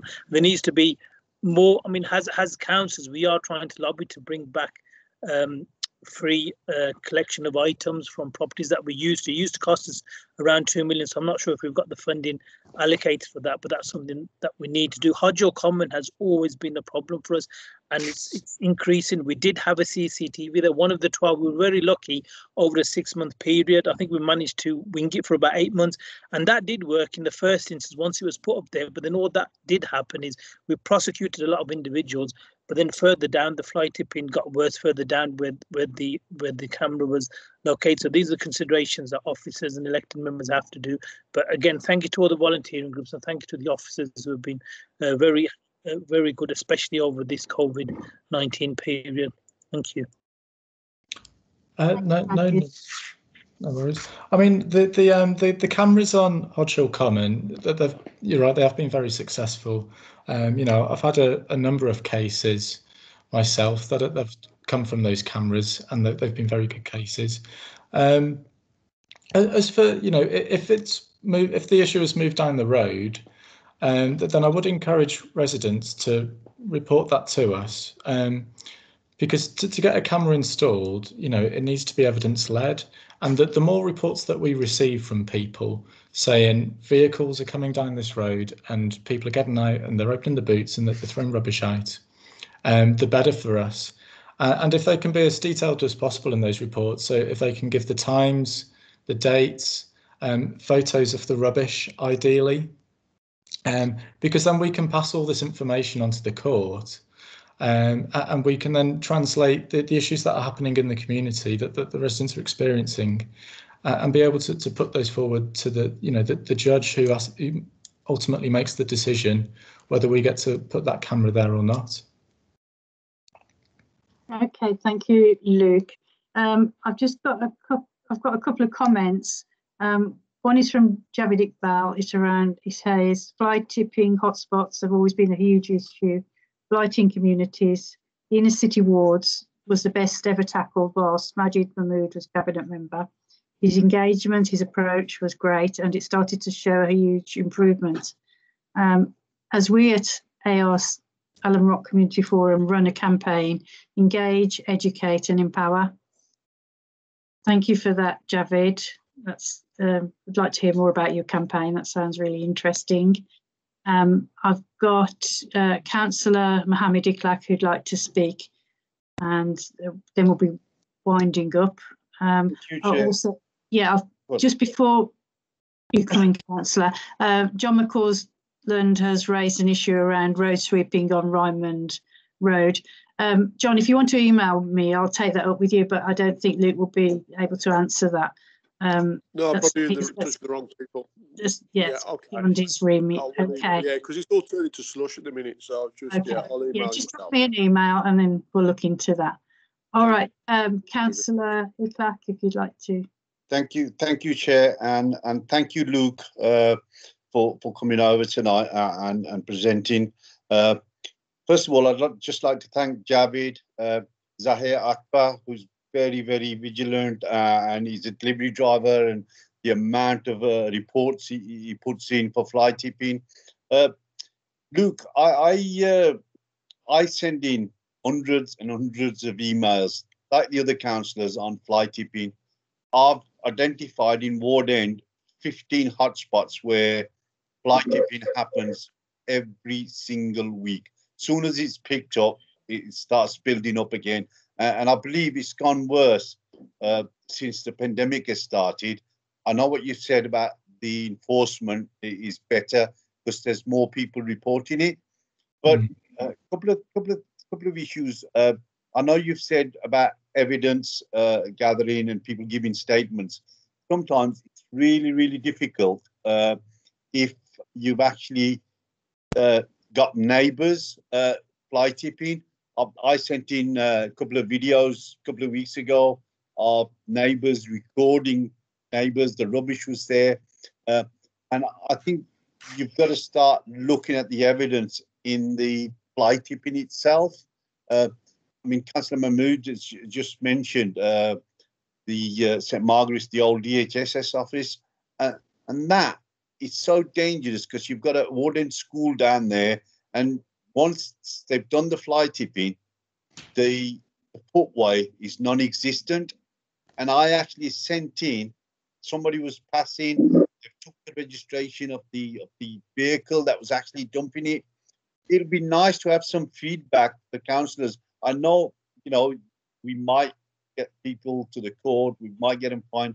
It'd be nice for us to have that evidence saying so-and-so has been fined, or not individual, but, so we can take something back while we're telling people. Because I don't believe all these people are from outside of our vicinity. And the other thing is the trade waste. I know you've done a lot of work on that across the city. Is there a breakdown of, say, Bromford and Argyll and Ward End on how many fines you've issued? I know you said it's £300, but have they got the right trade waste? Because you'll find a lot of shops fly tipping as well. So have they got the right trade waste contract with the city council or whoever? Because you'll find a lot of the fly tipping, the regular fly tipping, is actually coming from some of the shops, which we've actually reported. And would you want me to send you the hotspots? Because I've sent it to everybody else. It's the 15 hotspots for actually Ward End. And it'd be nice to have them cameras. And I know what you've said about, there's fly tipping and there's fly tipping, but the ones I'm talking about is absolutely huge. And some of the people like, Javid Zahir does a fantastic job in reporting fly tipping, because like me, I go around the ward once a week and pick up, but it seems to be the same roads, same spots every week. So thank you, Chair, and thanks, Luke. Thanks for coming on tonight as well. Thank you, Councillor Clark. Okay, thank you for those words, Councillor Aklak. You've raised a few points there. I mean, your point about whether there's a breakdown of how many fines have been issued in each ward. I'm not too familiar with the reports.